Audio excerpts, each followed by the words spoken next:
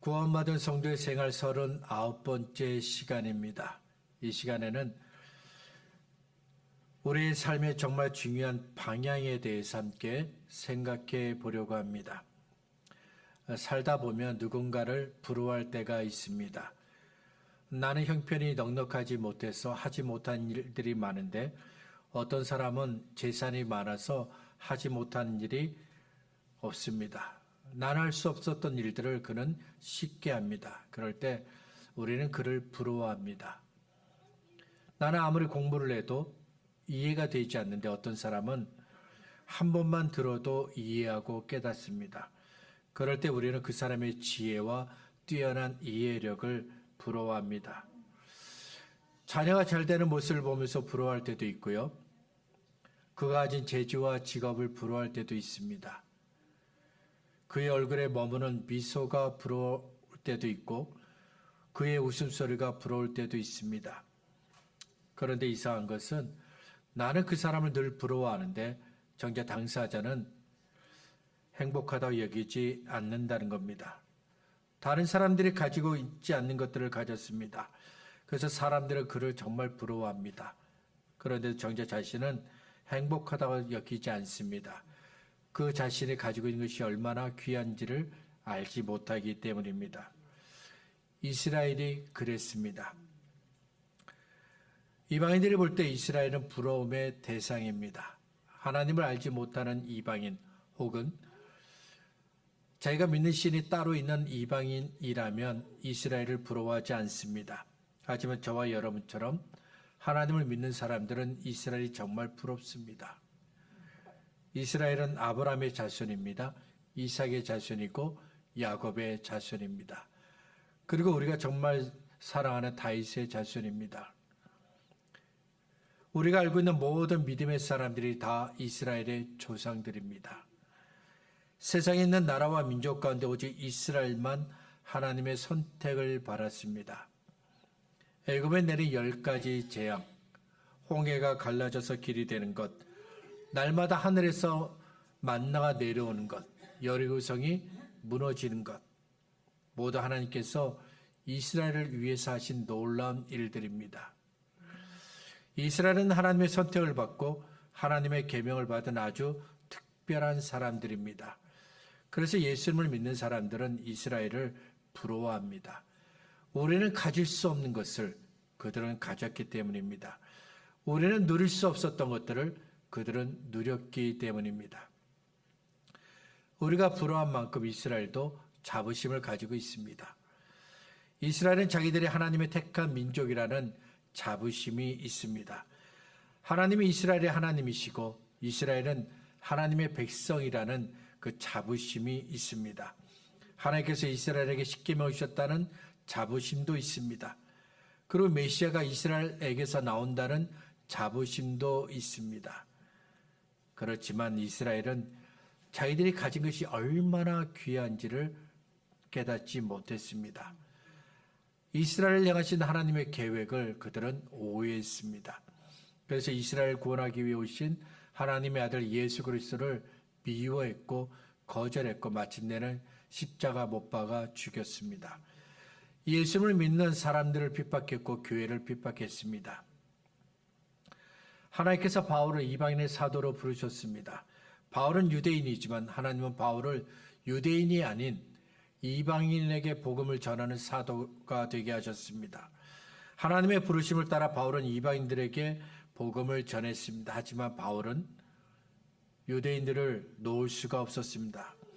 이방인에게 복음을 전하지만 바울은 이스라엘도 유대인들도 복음을 듣기 원했습니다. 이방인들이 예수를 믿어 죄사함을 받았던 것처럼 바울은 이스라엘 사람들도 유대인들도 예수님을 주로 믿어 죄사함 받기를 원했습니다.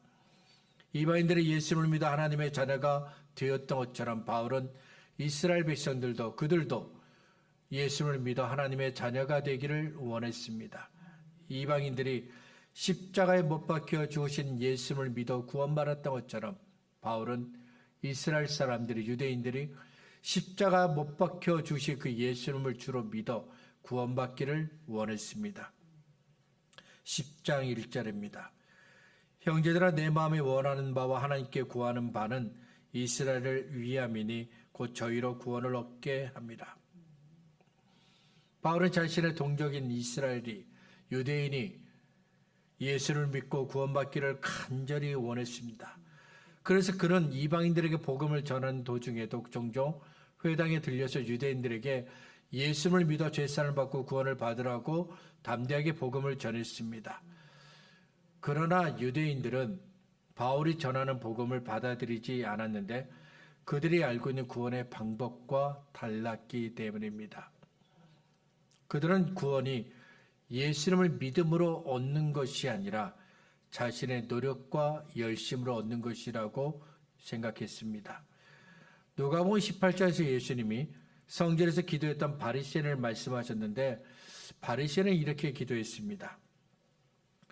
하나님이여, 나는 다른 사람들 곧 토세, 불의, 간음을 하는 자들과 같지 아니하고 이 세리와도 같지 아니함을 감사하나이다. 나는 일에 2번씩 금식하고 또 소득의 11조를 드리나이다. 바리새인이 세리와 함께 같이 성전에 올라갔습니다. 그런데 기도할 때 바리새인이 세리로부터 멀리 떨어져 기도합니다. 자신의 믿음을 지키기 위해 죄인인 세리로부터 일부러 멀리 떨어진 겁니다. 바리새인이 기도할 때 이렇게 기도합니다. 하나님, 나는 다른 사람들처럼, 예를 든다면 저 세리처럼 남의 것을 빼앗지 않았습니다. 불의한 일을 하지 않았습니다. 간음도 하지 않았습니다. 열심히 하나님을 믿었고 열심히 율법을 지켰습니다.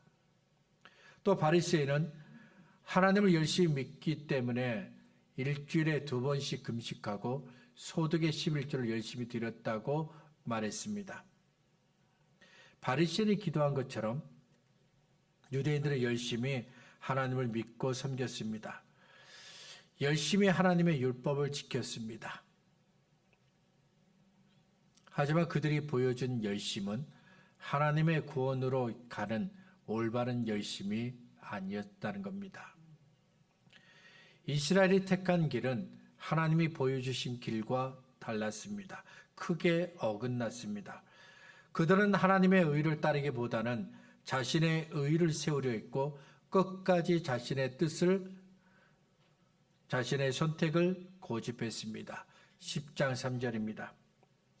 하나님의 의를 모르고 자기의 의를 세우려고 힘써 하나님의 의에 복종하지 아니하였느니라.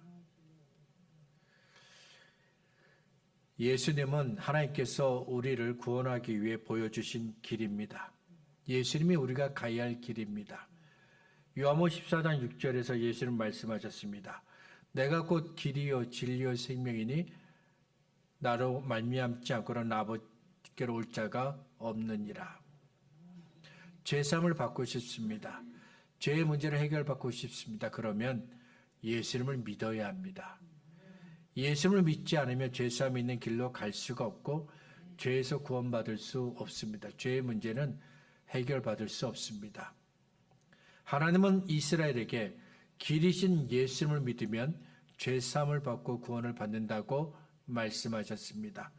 그런데도 이스라엘은 예수님을 따르지 않습니다. 예수님을 거절하고 미워합니다. 힘써 하나님께서 보여주신 방향을 거절합니다. 우리가 이스라엘을 비판하지만 솔직히 하나님께 대한 이스라엘의 열심만큼은 인정을 해야 합니다. 그들의 믿음을 지키기 위해, 말씀을 지키기 위해서 얼마나 애를 썼는지 우리가 알게 된다면 그들의 열심을 인정할 수밖에 없습니다. 오늘은 7월 마지막 주일이죠. 유대 달력으로 7월은 우리의 달력과 좀 틀린데 유대 달력으로 7월은 절기들로 가득 찬 달입니다. 먼저 7월 1일은 새해가 시작되는 나팔절입니다. 이날 나팔을 크게 불면서 새해 시작을 알리고 다가올 대속죄를 준비하면서 자신의 지난 과거를 돌아보게 합니다. 7월 10일은 대속죄일입니다. 가장 거룩하고 엄숙한 날입니다. 그냥 속죄일이 아니라 대속죄일. 그래서 이날 유대인들은 1년 동안 지은 모든 죄를 회개하고 하나님의 용서를 구하고 하루 동안 금식합니다. 구약 시대에는 이날 대제사장이 자신을 위해 회개하고 자신의 죄를 정결케 한 이후에 지성소, 하나님의 언약궤가 있는 지성소에 들어가는 날입니다. 정말 중요한 날이죠. 7월 15일은 일주일 동안 진행되는 초막절이 시작되는 날입니다. 가을 농작물을 거두는 시기에 추수에 대한 감사의 의미도 담고 있는 절기이지만 초막절은 애굽에서 나오는 이스라엘 백성이 광야에서 40년 동안 지냈던 광야에서 지낸 동안에 하나님께서 베풀어 주셨던 그 은혜를 기억하는 절기, 그 절기가 초막절입니다. 나팔절, 대속절, 초막절 세 개의 절기 모두 7월에 있습니다. 한 달 내내 진행되는 이 절기들을 유대인들은 열심히 지켰습니다. 만일 우리 교회에서 7월 한 달 내내 행사를 진행한다면 어떻게 될까요? 7월 첫째 주일은 한 달의 시작을 기뻐하면서 예배를 드립니다. 둘째 주일에는 금식하면서 자기의 죄를 회개하고 하나님의 공의하심과 죄사함을 구합니다. 셋째 주일부터 일주일 동안은 매일 모여서 아침부터 저녁까지 예배를 합니다. 성경 공부를 하고 함께 기도하고 함께 찬양합니다. 이렇게 한 달 내내 교회에 모이고 행사를 한다고 광고를 했습니다. 그러면 우리는 한 달 내내 교회에 모일 수 있을까요? 일하러 가지 않고 한 달 내내 교회에 모여서 예배하고 찬양하고 기도하고 그렇게 할 수 있을까요? 거기에 더하여 금식까지 하면서. 열왕기상 12장을 보면 여로보암은 북이스라엘의 왕이 된 후 7월 15일 초막절을 한 달 늦춰서 8월 15일에 드리게 합니다. 사람들이 7월의 절기를 너무 부담스럽게 여기기 때문입니다. 그러나 모두가 7월의 절기를 부담스럽게 여긴 것은 아닙니다. 더 많은 유대인들은 7월에 있는 절기들을 힘써 지켰습니다. 하나님을 믿고 섬기기 위해 자기들의 시간을 아낌없이 드렸습니다. 지금도 정통 유대인들은 7월 절기를 한 달 내내 하나님께 드립니다. 어느 정도로 드리냐면 7월이 되면 그 근방에 있는 비즈니스 하는 분들의 문을 거의 닫을 정도입니다. 세탁소 손님이 안 옵니다. 7월이 지나야 손님이 옵니다. 식당에도 손님이 없습니다. 마트에도 손님이 없습니다. 솔직히 우리는 한 달 내내 교회에 모이기 어렵습니다. 제가 아무리 강요를 해도 모이기 힘들어요. 주일에는 함께 모일 수 있어도 다른 모든 날들까지 계속 시간을 내기는 어렵습니다. 해야 할 일도 있고 각자의 계획과 형편이 있기 때문이죠. 유대인들은 하나님을 위해서 열심히 7월에 있는 절기를 지켰습니다. 하지만 그들의 열심은 그들을 구원하지 못했습니다. 하나님께서 보여주신 구원의 방향과 맞지 않는 열심이었기 때문입니다. 내가 곧 길이요 진리요 생명이니 나로 말미암 자고는 아버지께로 올 자가 없느니라. 예수님께서 말씀하신 대로 구원을 얻는 길은 예수님을 믿는 것, 이 길밖에 없습니다. 예수님께서 하신 말씀을 사도들이 믿었고 제자들이 믿었습니다. 그래서 유대인들 앞에서 담대하게 그들은 말했습니다. 다른 이로서는 구원을 얻을 수 없나니 천하 사람들 중에 구원받을 만한 다른 이름을 우리에게 주신 일이 없다. 구원받으려면 예수님의 이름을 믿어야 된다. 사도와 제자들이 이것을 유대인들에게 이야기했습니다. 왜 사도와 제자들은 유대인들에게 이 말을 했을까요? 유대인들이 하나님께서 보여주신 구원의 길이 아닌 자기들이 생각하는 구원의 길을 따라갔기 때문입니다. 그들의 손에 하나님의 율법은 있지만 정작 하나님의 말씀은 없었습니다. 하나님께서 원하시는 것이 무엇인지 그들은 알려고 하지 않았습니다. 다만 자기들이 생각한 대로만 고집스럽게 그 길을 따라갔습니다. 이렇게 자기들을 위하여 열심히 율법을 지킨 유대인들에게 하나님은 말씀하십니다. 9장 30절부터 32절입니다. 그런지 우리가 무슨 말 하리요? 의를 쫓지 아니한 이방인들이 의를 얻었으니 곧 믿음에서 난 의요. 의의 법을 쫓아가는 이스라엘은 법에 이르지 못하였으니 어찌 그러하뇨? 이는 저희가 믿음에 의지하지 않고 행위에 의지함이라. 부딪힐 돌에 부딪혔느니라. 이방인들은 하나님께서 정하신 구원의 길, 즉 예수 그리스도를 주로 믿어 구원을 받았습니다. 하지만 유대인들은 그들이 간절히 원했던 구원을 받지 못합니다. 자기들이 율법을 열심히 지켰다는 행위와 공로를 의지했기 때문입니다. 예수를 믿어 구원받은 성도는 주님을 위해 열심히 살아야 합니다. 열심히 하나님을 섬겨야 합니다. 열심히 하나님을 사랑해야 하고 열심히 하나님께서 우리에게 주신 사명을 감당해야 합니다. 그리고 하나님을 위한 우리의 열심은 반드시 하나님께서 보여주신 방향을 따라가야 합니다. 그래야 우리의 열심이 하나님을 위한 것이 되기 때문입니다. 열심히 교회 일을 하다가 갑자기 쉬고 싶다고 손을 놓는 분들이 있습니다. 찬양대를 하다가, 주방에서 봉사하다가, 교사로 일을 하다가, 혹은 목자로 일을 하다가, 선교를 담당하다가, 여러 가지 일을 하다가 갑자기 이제 쉬겠습니다 말씀하시는 분들이 있습니다. 그럼 저는 묻습니다. 왜 그러십니까? 무슨 일이 있나요? 그러면 그분들이 이렇게 대답합니다. 나만 열심히 하고 있어요. 이제 지쳤어요.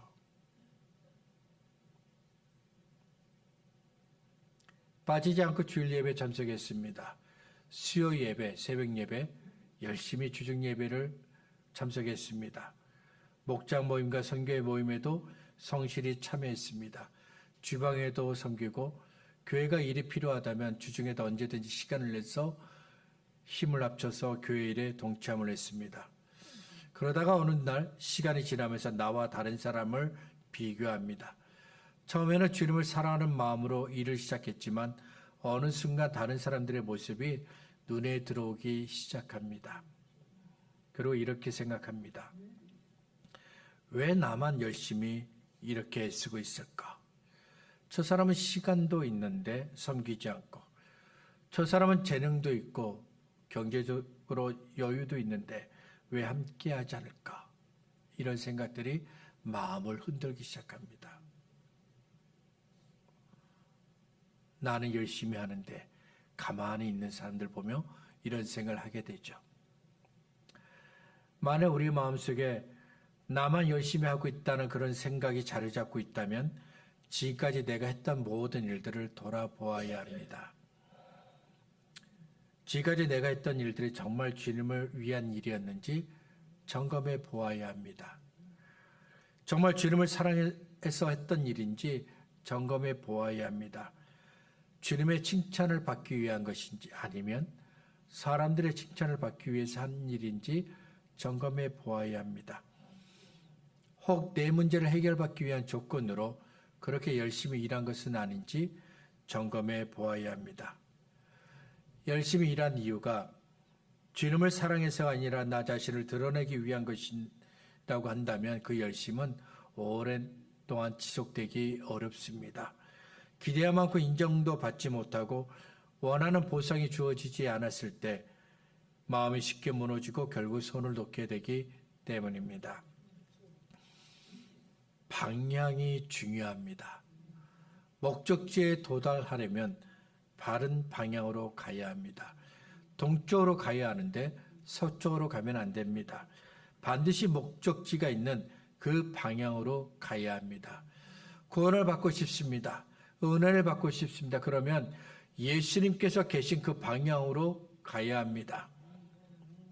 지금 나를 힘들게 하는 문제가 해결되길 원합니다. 그러면 예수님 계신 그 방향으로 가야 합니다. 나의 삶이 행복해지길 원합니다. 그렇다면 예수님 계신 그 방향으로 가야 합니다. 교회에서 내가 한 일들이 하나님을 위한 일들이 되길 원합니다. 하나님께서 기뻐하시는 일들이 되길 원합니다. 그렇다면 하나님께서 계신 그 방향으로, 예수님이 계신 그 방향으로 내가 가야 합니다. 지치지 않고 꾸준하게 하나님의 일을 하고 싶습니다. 그러면 예수님께서 계신 방향으로 가야 합니다. 하나님께서 이스라엘에게 가나안 땅을 주셨죠. 근데 이 땅은 그냥 젖과 꿀이 흐르는 땅이 아닙니다. 지정학적으로 매우 중요한 땅입니다. 동양과 서양을 연결하는 문명의 교차로였기 때문입니다. 동쪽에는 아수르와 바빌론이 있고 서쪽에는 이집트가 있습니다. 그 나라들은 모두 고대 역사에서 강력한 힘을 가졌던 제국들이었습니다. 이스라엘은 강대국들 사이에서 늘 신중하게 길을 선택해야 했습니다. 아수르나 바빌론 쪽으로 향하게 치우치게 되면 이집트의 압제와 간섭을 받아야 합니다. 반대로 이집트 쪽으로 치우치게 되면 아수르나 바빌론의 견제와 압박을 받아야 했습니다. 이스라엘에게는 외교적 균형이 필요했습니다. 동쪽과 서쪽 어느 쪽으로도 치우치지 않는 지혜도 필요했습니다. 그러나 그보다 더 중요한 것은 하나님을 전심으로 의지하고 섬기는 것이었습니다. 이것이 바로 하나님께서 이스라엘에게 보여주신 방향이기 때문입니다.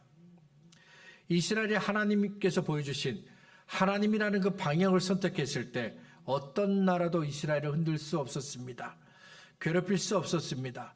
하나님께서 하나님을 의지하고 섬기는 그 이스라엘을 지켜주시고 보호해 주셨기 때문입니다. 그러나 이스라엘이 하나님이 아닌 다른 것을 의지했을 때는 주변 나라들의 견제와 압박을 받아야 했습니다. 방향을 잃으면 내가 가진 힘을 의지하게 됩니다. 내가 가진 힘을 의지하게 되면 더 큰 힘 앞에서 굴복하게 됩니다. 방향이 중요합니다. 믿음의 방향을 잃지 않는 것이 중요합니다. 하나님을 향한 방향이 분명할 때 우리는 어떤 압박 속에서도 흔들리지 않을 수 있습니다. 역대 32장 1절에 이런 말씀이 있습니다. 이 모든 충성된 일을 한 후에 아수르와 사네립이 유다에 들어와서 견고한 성읍들을 향하여 진을 치고 쳐서 점령하고자 한지라. 히스기야는 왕이 된 후 성전을 보수합니다. 유월절을 지키며 흩어진 하나님의 백성들을 다시 하나님께로 인도했습니다. 하나님은 히스기야 왕이 한 그 모든 일들을 하나님께 충성된 일이다 칭찬하셨어요. 그런데 충성된 일 이후에 곧바로 히스기야 왕에게 어려움이 찾아오는데 아수르 왕 사네립이 군대를 이끌고 유다를 공격합니다. 사네립은 히스기야를 비롯한 유다의 사람들에게 하나님을 의지하는 것은 너에게 도움이 되지 않는다고 말합니다. 하나님을 아무리 잘 섬겨도 우리는 막을 수 없다라고 이야기합니다. 사네립의 그 말을 들은 사람들의 마음이 흔들렸습니다. 지금까지 하나님을 열심히 섬긴 것이 정말 우리를 구원할 수 있을까? 유월절을 지키고 하나님께 충성한 일이 우리에게 무슨 유익이 있었는가? 이런 의심과 불평이 사람들의 마음속에 자리 잡기 시작했습니다.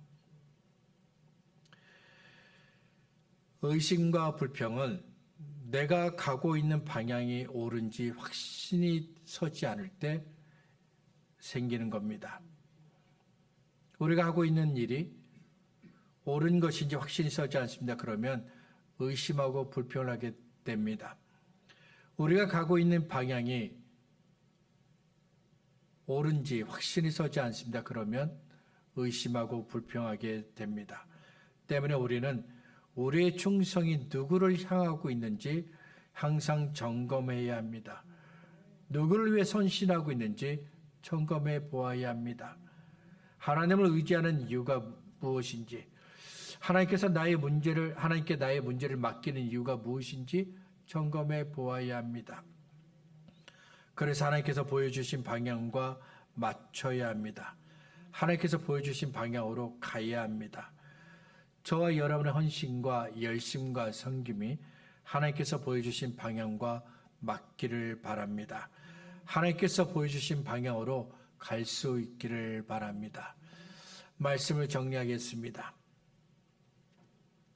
구원받은 성도의 삶은 그 삶의 방향이 하나님께서 보여주신 방향과 맞아야 합니다. 방향이 맞아야 합니다. 하나님을 믿는 일에도 방향이 맞아야 합니다. 하나님을 사랑할 때도 방향이 맞아야 합니다. 하나님께 기도할 때도 방향이 맞아야 돼요. 하나님의 인도하심을 구하는 순간에도 방향이 맞아야 합니다. 다른 사람들과 교제하고 관계를 맺을 때에도, 교회에서 일을 할 때에도 방향이 분명해야 합니다. 저와 여러분은 예수를 믿어 구원받은 사람들입니다. 우리가 가는 이 방향은 반드시 하나님께서 보여주신 방향과 맞아야 합니다. 하나님께서 보여주신 방향이 저와 여러분이 가야 할 방향이 되어야 합니다. 하나님께서 보여주신 길이 저와 여러분이 가는 길이 되어야 합니다. 하나님은 이스라엘에게 정말 많은 것을 주셨어요.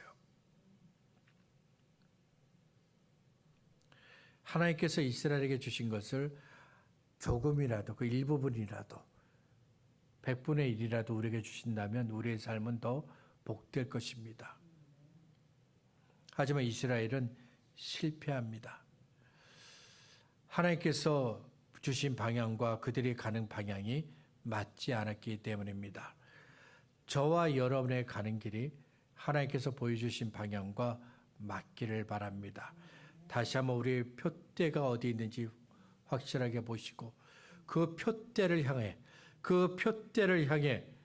우리의 방향이 다시 한번 조절되고 맞춰지고, 그래서 표대를 향해 담대히 나갈 수 있는 저와 여러분이 될 수 있기를 바랍니다.